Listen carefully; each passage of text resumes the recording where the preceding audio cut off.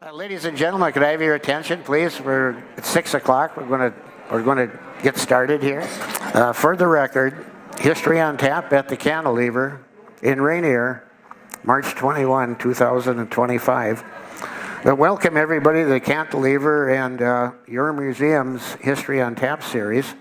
I'm Mike Williams, president of the Historical Society, and to my left here I have Ashley Levine. Ashley Levine, who is our executive director, and to her left we have Corey Horton, our assistant director. But March is Women's History Month, and we believe it's only fitting that we talk about some remarkable women that helped shape our history here in the Borderlands. But I'm going to start with two amazing women that spent their lives living on Namakan Lake, just 9 miles apart. Two women so different, but so similar in their love for our North Country and the challenges that went with it. And these two women are Lydia Vasila Torrey, I'll refer to her all evening as Mrs. Torrey, and Sarah Elizabeth Berger, also known as Betty Berger and later on Betty Lessard. But Mrs. Torrey was born in Finland on the 5th of December, 1891. And times were tough in Finland in those days, and she and an older brother immigrated to the United States in 1910. She lived in New York, then Minneapolis, and finally Wisconsin. It should be known that she never had any formal education, only 2 weeks of Bible school. She learned to read and write by looking at and going through old copies of National Geographic magazines. But after a while, a friend encouraged her to write it to an old man that lived on Namakan Lake in northern Minnesota. This she did, and Emil Torrey invited her north to visit his home site on Kubel Island. She took him up on his offer. But Emil was not an old man. He was a little older than Lydia, but had a very, very interesting past. He, of course, was from Finland, was a sailor, and had seen most of the world. But serving on a ship in World War I, he was severely injured and required several metal plates in his head. He could speak 7 languages and was well read. He also played musical instruments, and he painted. That Livia loved the island at first sight with its similarities to her native Finland, and she then kind of fell in love with Emil. They married in 1928, and for Mrs. Torrey, Kubel Island would be her home for the rest of her life. But meanwhile, at the same time, a young lady was being raised just 9 miles east at the mouth of the Namakan River, Sarah Elizabeth Berger. Born on July 15th, 1915 in Fort Frances, Neil and Belle Berger. But Betty, as she was called, boated to Kettle Falls with her mom after she was just a couple days old, portaged, and continued on to the east end of Namakan Lake. There she would spend the rest of her life. From the very beginning, Betty was not your normal little girl. No playing with dolls for her. She loved the outdoors, exploring the island, constantly looking for adventure, accompanying her father on his commercial fishing and trapping expeditions. By age 11, she was boating all the way to Crane Lake for mail and supplies by herself. That's an 18-mile trip one way. But about this time, Mrs. Torrey was well established on Kubel Island, having no electricity, no running water, and using wood for heat and ice for refrigeration. This was not a problem for her. She had a garden, picked berries, helped Emil with his nets and fish processing. But they were never prosperous, but they got by, and of course they had each other. There was an incident that Mrs. Torrey used to talk about where their inboard powered boat exploded and blew supplies all over their part of the island. Fortunately, no one was hurt, and Emil, ever resourceful, made a 1-string harp out of mahogany boards from the shattered vessel, a gift for Lydia. But during the winter months when school was in session, Betty attended school in Fort Frances with her 3 older siblings. They lived on Victoria Avenue over there with their mom.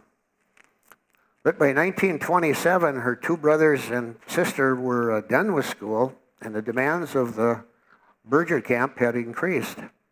It was decided to send Betty to a boarding school in Winnipeg. She would be there alone, and she later on said that it was the worst time of her life. She lasted less than 2 terms there and left on her own, back to Namakan Lake, never to return. She was back to live the life she'd always dreamed of, and no one would ever take that away from her again. Betty was becoming a very attractive young lady and was being noticed by the young men working at the CCC camps in the area. She attended gatherings and dances at Crane Lake and had many suitors, but none had the love of the lake and the woods as she did. Needless to say, she broke more than one heart. I could find in my research very little information about the daily activities of the Tories in the 20s and 30s. However, I'm sure that Emil was involved making a living with commercial fishing, and Lydia with her gardens and assisting Emil whenever needed. And there was never any mention of Emil trapping or hunting. Betty, on the other hand, was a very busy young lady. By age 14 in 1929, she decided to train the family's dogs to pull a sleigh. With Rex and Zoe, German Shepherds, and her growing puppies, she was successful. Now as a musher, she could travel on the ice-covered lakes for mail and supplies at Crane Lake in a fraction of the time. But then, a tragedy. Her older brother, her favorite older brother, George, was visiting in Chicago and was killed in a tragic accident. This, of course, was devastating for the family and the first of Betty's many losses. Meanwhile, fishermen and hunters heard of our borderland and its opportunities and were arriving in greater numbers yearly. Demand for fishing and hunting guides and lodging was increasing, and the Berger location was in a perfect spot. Cabins were built, and Betty was soon helping with the guiding. Her reputation, even at such a young age, was growing and would continue to grow. Articles were being written about her, and in Betty's modest way, she always thought that they were over-glamorizing her life. In the late 1930s, Betty decided to increase the family income by raising mink for their fur. She researched how to be successful. Cages were built, bedding obtained, and seed stock purchased. Mink food was no problem with the rough fish that came from the commercial fish operation. The project was a success, but the downside was that it required constant attention and maintenance and the hiring of extra help. It lasted well into the 1950s when the demand for fur diminished. But it is said that age is a relentless foe. Betty's beloved father, Neil Berger, died of a heart attack while on a hunting trip on November 24th, 1944 on Namakan Lake. This was Betty's second major tragic event.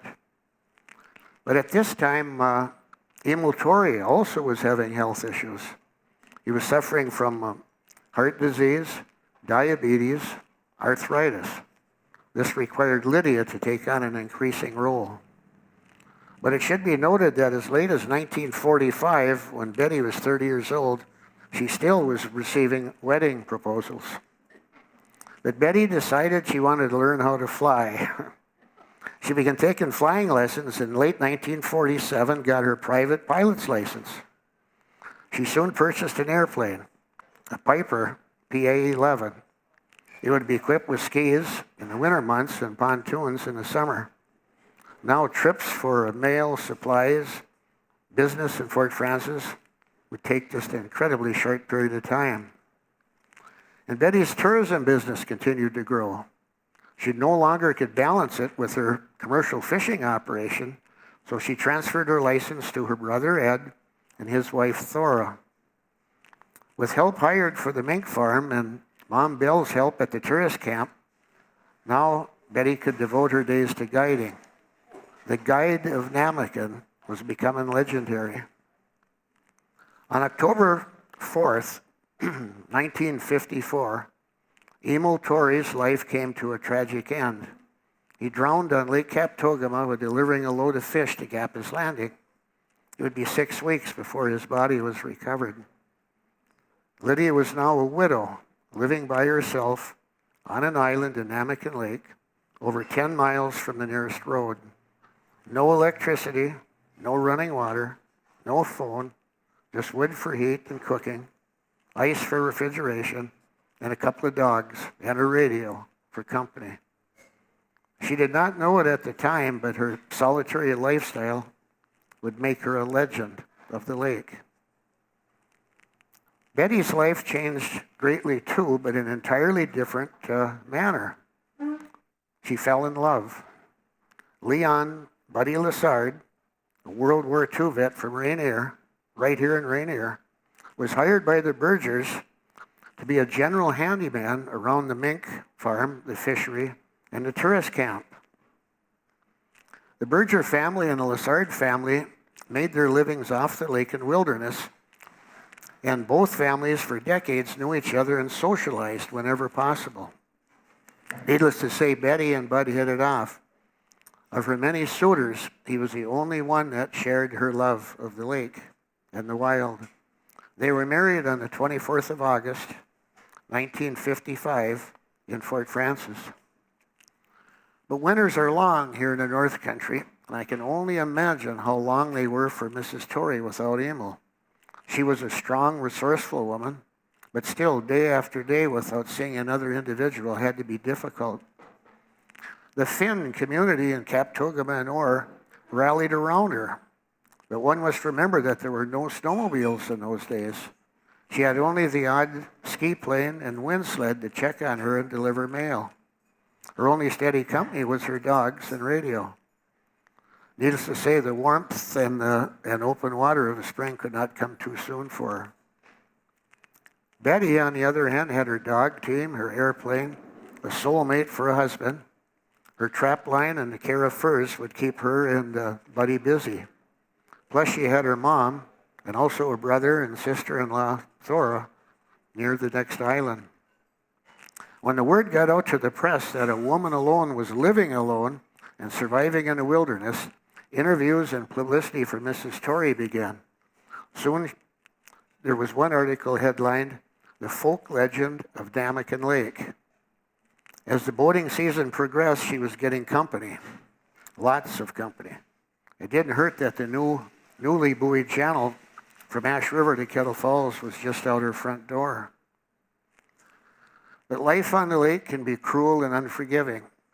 And for Bud, that beautiful morning in June 1956, it started out like so many others. Blue skies, warm, light winds. His job that day was to boat to Crane Lake and pick up a barge of hay to be used for bedding for their mink cages. A young man, a tourist, went along with him for company. On a return trip through Sandpoint Lake, going north, somehow Bud slipped and fell overboard.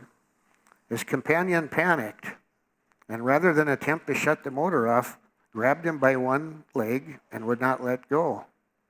For how long Bud was dragged along, it's not known, but when he was finally let go, his lifeless body sank to the bottom of the lake. It was not recovered until the next day. Betty's grief was overwhelming. She even considered suicide. But with her strength and the love of family and friends, she moved on, although she never remarried. By coincidence, Buddy, Leon Lessard, rests forever next to my grandfather, Robert Sloan Williams, who passed away the same month. They can be visited in the original veteran section of our cemetery. In the 1960s, Mrs. Torrey's many friends built her a new house and a sauna. And it was about that time that I got to know her. Every day and often many times a day, we had trips to Ash River to pick up supplies and passengers. And with her home on the way, it was easy to stop for visit. I would point out her home site, and many times our guests would want to stop and visit her. But Finns have a dry sense of humor, and one story my dad told many times is that he stopped with a boatload of tourists, and one of the young ladies along asked her if she'd ever been waylaid on any of her trips on the lake. Yes, she replied, twice on a toboggan and once in a canoe. But Betty's mom, Belle, died in late 1963 at the age of 90. She was followed by the unexpected death of her brother in 1965. Now it was just she and her sister-in-law Thora on the islands. Thora continued to commercial fish until 1967 when she sold her fishing grounds to Alan Kilcheski. Betty got rid of the mink ranch but continued to trap, but now was using a snowmobile rather than the dog team. Unfortunately, an accident on the snowmobile resulted in a serious knee injury. This forced her to give up her airplane as she could no longer manually prop it. Betty's income was her trap line and the rental of her cabins. But age was slowing her down and heart problems developed. Despite successful surgery, the hard and stressful work of guiding had to come to an end. The formation of Voyageurs National Park in 1975 offered an opportunity. The resorts that were purchased and closed by the park had always sold supplies to campers. The Berger Island on the Canadian side would be an ideal site for a store to replace those resorts. Betty was reluctant at first, but agreed with the venture along with her nephew, George Scott, his wife, Glenda, and her children, especially Lori. The store was a success, but for Betty, the days were getting too long, and like I said earlier, age is a relentless foe. Betty decided to do some traveling in the long winter months, Arizona, New Mexico, and even Hawaii. In 1971, Mrs. Torrey got a telephone. The Arvig Telephone Lake Company in Pequot Lakes, Minnesota, laid an underwater line to Kettle Falls from Ash River and hooked Lydia up free of charge. Now only could friends stop in and call and use it for emergency purposes. But Lydia, welcomed them to use it. She enjoyed the company. As the 1970s progressed, Lydia was hospitalized several times. She always returned to the island, refusing assisted living. The winters in the 1970s early 70s were especially long and severe, with one period of time in 1971 to 72, she saw not a soul for 3 months. Deep snow and a resulting slush, preventing any lake travel. In the winter of 1980, she failed to answer her phone. John Slatinsky II then snowmobiled to Kubel Island and found her unconscious. She had suffered a stroke. A plane was called and she was placed in the nursing home in International Falls. She died there in 1987 at the age of 95 without ever regaining consciousness. 7 years she was there. Unfortunately, her abandoned property was vandalized and left a mess until the park took over. The only evidence now that remains of all the years that she spent on the island there by herself and with Emo are the rocks that she placed on the perimeter of her gardens. Now and then I do stop there to reminisce. But Betty long had a desire to see the Canadian Rockies. In the spring of 1997, she boarded a train in Fort Frances and did just that. For her, it was a trip of a lifetime. Upon returning to the island late in the summer, Betty was feeling poorly. A trip to the doctor revealed a bladder infection and surgery was necessary. The surgery was delayed by pneumonia, and when finally scheduled for September, Betty had a sense of foreboding. She thought she would not survive the surgery. The operation went as well as expected. At mid-morning the next day, she died. It was Friday, September 19th, 1997. If a list of Betty Berger's accomplishments in her life were to be compiled, I believe it would read as followed. She was a boater, a fisherman, a hunter, fishing guide, hunting guide, commercial fisherman, trapper, mink rancher, airplane pilot, tourist camp operator, snowmobiler, and a storekeeper. If a person should read this, they would say, no way this was done by a woman. But it was a woman, and a remarkable woman she certainly was. And I feel so fortunate to have known her. As for Mrs. Torrey, the Finnish language has a word that describes her. Sisu, spelled S-I-S-U. Years ago, I asked a Kaptogama guide, John Salmi, who also was Finn, of course, what that word meant because it was written on his boat. He replied, guts. If you look it up, its meaning, you will find determination in the face of extreme adversity. Also, grit, tenacity, resilience. It all fit Mrs. Torrey, and I am so glad to have known her as a friend and neighbor. Ashley? So one of the ladies that I'm going to share with you this evening is a very familiar individual to a lot of people if you were a resident of Rainier or even just someone in International Falls, and that is Arden Barnes. She was born Arden Mina Erickson in International Falls on November 22nd, 1928 to John and Gina Erickson. Now, from a very early age, Arden was naturally exposed to Rainy Lake because of her father. She spent a lot of time riding with him on the Ethel B, and she learned how to pilot a boat with him. And so because of that, at the age of 6, she was then given a boat of her own, and she was actually pretty proficient in handling it. As she grew up, she spent a lot of time camping, fishing, learning fire and shelter building skills, cooking skills, all out in the wild. And so she was really proficient in all of that as well. And she also spent a bit of time at her father's hunting camp over in Gemo, Minnesota, or it was kind of by Gemo. When she was 17, she met a gentleman by the name of Edward Talcott Barnes Jr. when he came into their family store to buy supplies during a canoe trip. And she thought he was kind of cute, and they got along, and they kept in contact for the next 5 years, and then they would later get married.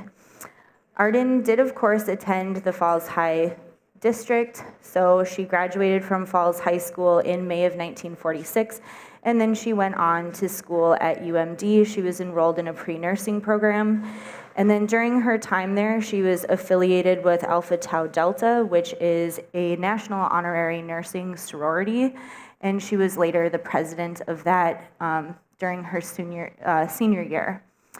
In 1949, she then transferred to St. Scholastica, and she graduated cum laude in February of 1951 as a registered nurse.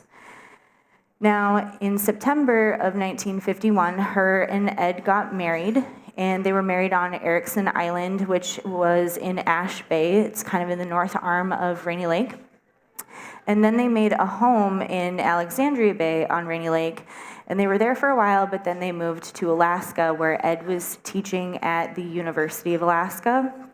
And so while they were there, Arden made use of her nursing skills, her profession, and she would travel by dog sled to care for her patients.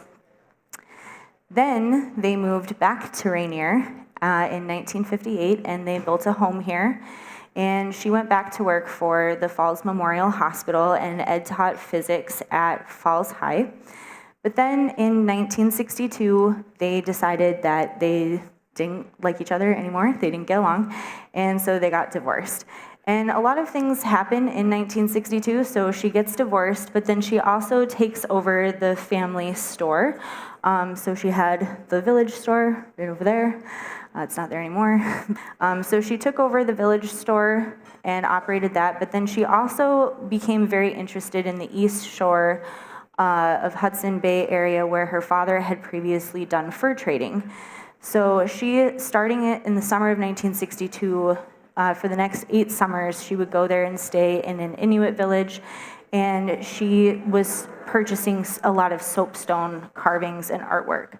And she was really instrumental in promoting this art. She was selling it not just locally, but nationally and internationally to a lot of private US collectors, as well as in Europe and Japan. We also have some of this art in the museum. If you'd ever like to come and look at it, please do. Arden owned and operated the village store in Rainier from 1962 until her final summer in July of 1978. In addition to just the Inuit art in the store, she had a bunch of other cool things in there. She had unique gifts, jewelry, cooking gadgets, so it was just a really nice addition to the community for her to continue having that available as a place for locals and visitors to stop in at. From 1967 to 1969, she decided that she wanted to further her education some more, so she attended an anesthesia school at St. Mary's in Duluth, and she graduated as a certified nurse anesthesiast. After working a short time in Little Fork, and she also worked in Bagley, Minnesota, she then moved to Thief River Falls, and she retired from the Thief River Hospital after 27 years as the chief anesthetist in 1996. However, while she was in Bagley, she did a really fun thing, and she bought a 300-acre farm where she decided that she was going to have 100 cows and a full line of farm machinery that she ran entirely by herself. She did have a farm hand, I guess, but she was capable of running all of this machinery and doing a lot of these things on her own. She named it the Nicholsworth Farm after the previous owners, and the cattle that she was raising, they were a French breed of cattle. She learned how to do artificial insemination at the U of M. She went and took a course and got certified in that, so she was able to continue with this breeding program, so she was very much capable. And she had a bunch of other animals and stuff too, you know, horses, chickens, that kind of thing. The caretaker that she had, his name was Bob West, and then her ex-husband, Ed, would sometimes come and stay on the farm as well, and they all got along and had a good time together. In 2012, though, she did sell off part of her farm to a close friend, someone that she admired, someone she thought would be able to take care of it. It was something that she really loved that was important to her, so she wanted it to go to somebody that she could trust. However, she did still make visits to the farm, and she spent a lot of her free time on Rainy Lake and at her cabin. Arden was also a certified scuba diver, and she was the first woman on Rainy Lake to acquire a United States Coast Guard captain's license. She also held her transportation worker identification credentials all the way up until her death in 2014. In 2012, though, Arden did start a journey, basically battling cancer. So she was receiving treatment 2 times a week with trips to Bemidji.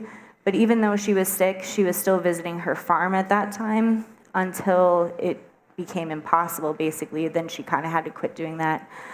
But then Arden passed away on Thursday, May 22nd, 2014, and she is buried at the Forest Home Cemetery in Bike, Minnesota.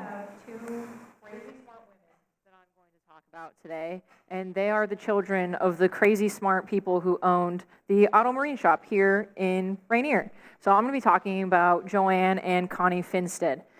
They're the daughters of George and Clara Finstead.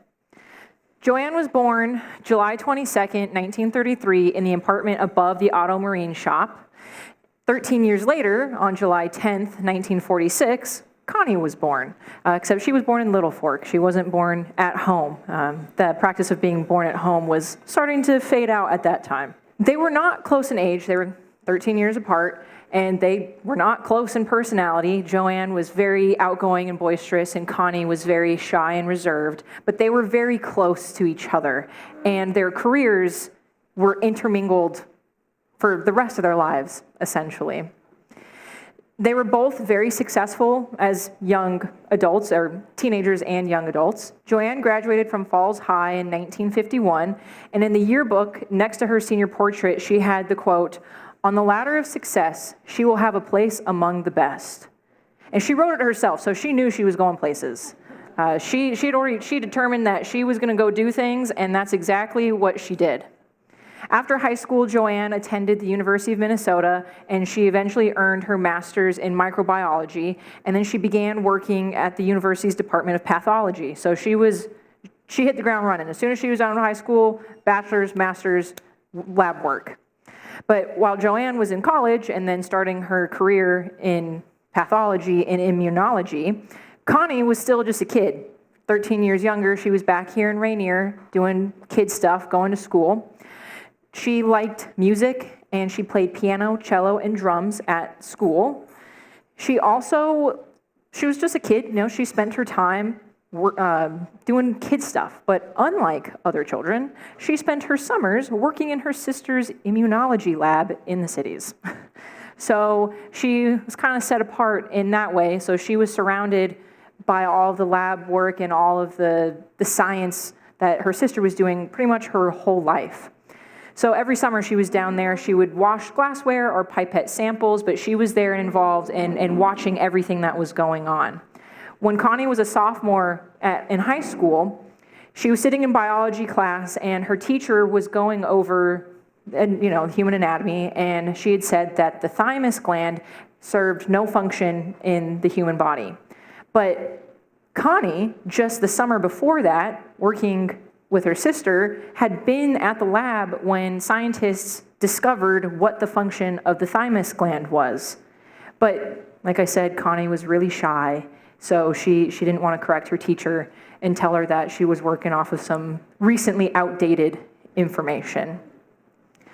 So after high school, she graduated in '64. She also went to the University of Minnesota, except instead of microbiology, she majored in mathematics. She was also the only woman in her class, in her mathematics class, to graduate that year. After graduation, Connie went to work with Joanne in the lab at the University of Minnesota. But in 1972, Joanne, who had just recently married her then husband, Robert A. Good, who was also a pioneer in immunology, and he was one of the guys who discovered what the thymus gland did. A little tie back. But in '72, Joanne and her then husband moved to New York to go work at the Sloan Kettering Institute for Cancer Research. So they were two big hotshots in pathology and immunology and cancer research, and they became directors of this cancer center. The next year in '73, Connie also moved to New York City to go work with them. So the three of them, the two sisters and the ex-husband, were all in New York City conducting life-saving research, essentially. They covered, see if I can get all these terms right, invertebrate immunological system development, monoclonal antibody development for immunotherapy. They also developed vaccines for cervical cancer, renal cancer, prostate cancer, epithelial ovarian cancer, colon cancer, liver cancer, Alzheimer's, AIDS, and a lot more. So they were doing crazy stuff in New York City. In 1986, Connie furthered her education, and she got her PhD from New York University, and she left the lab where Joanne was working just a couple years later, I think. And then she also had a long-time career at United Biomedical, which she finally retired in 2019. But throughout their scientific careers, because they didn't stop once they finished their first careers, they didn't stop doing things. But throughout their scientific careers, the two sisters combined published over 100 scientific papers, and their papers have been cited and referenced over 1,000 times in other scientific papers and publications. So they were at the forefront of their field, and they were doing really, really good work. So a lot of the treatments that people go through to fight cancer nowadays is based off of the research and science that they were doing in New York City. When Joanne retired from her career as a research scientist, she came back to Rainier and she purchased some land here on the lakeside just a few blocks away from the Auto Marine shop. And she was going back and forth between New York City and Rainier, and every summer she would work on her property here, fixing up cabins, doing docks, all that kind of stuff, and she finally opened the Lakeview Resort. And from then on, that's every summer she was here. She would interact with all the visitors and guests, and she would treat them like family. They would have cocktail hours down, like on the shore. She was also known for being really kind to animals. So it was said that the Lakeview, whenever Joanne was there, it was just animals everywhere. They were looking for Joanne and all of her snacks that she would give them. On May 21st, 2020, Joanne Finstead, who was born above the Auto Marine shop, died in New York City in her apartment there. But 2 years after that, her younger sister Connie unexpectedly died here in Rainier, just steps away from the Auto Marine shop, right there on Finstead Lane. So one sister was born there and one sister died there. And Connie died August 12th, 2022.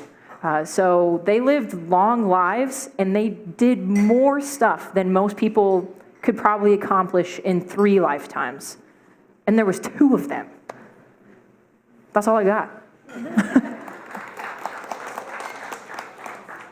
So we have one last lady for you, and her name is Ruth Early. Shout out to Steve for writing this information. He hates that. So she was born Ruth Alice Early on June 9th, 1920 to Paul and Mary Early. And after Ruth's birth, the family lived on a 160-acre homestead on the Rapid River in western Koochichang County for just a very short period of time, and then they moved to Baudette. In 1922, however, Paul, Ruth's father, he was awarded a contract to become the new superintendent for the Koochichang County Nursing Home and Farm, also lovingly referred to as the Poor Farm. And this was a place, if you don't know, where old men and sometimes women would go and be taken care of when they didn't have any family to care for them. So this is where they would go and live out the rest of their lives. Now, her father was in charge of the men, and her mother would take care of all of the meals and the cleaning. And I would assume if there were women that were there, she would be the one to take care of them.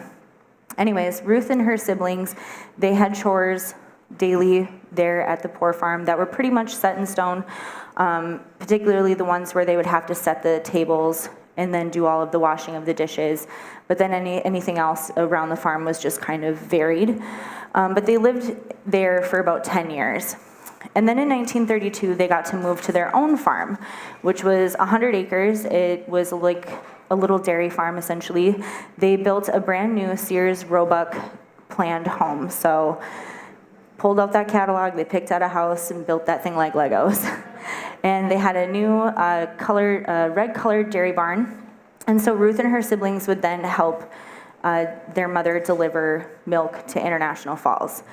Now, the Early Farm was the place to be. They had raging parties in the barn loft, apparently. They had bands that would come and play there. A couple of the bands were the Anderson Boys and Roy's Rhythm Acres. There was a gentleman by the name of Emil Rattel, who was known as the Pop Man from the Coca-Cola Bottling Company, who would supply beverages for these dances. So Ruth had a pretty fun childhood, I think.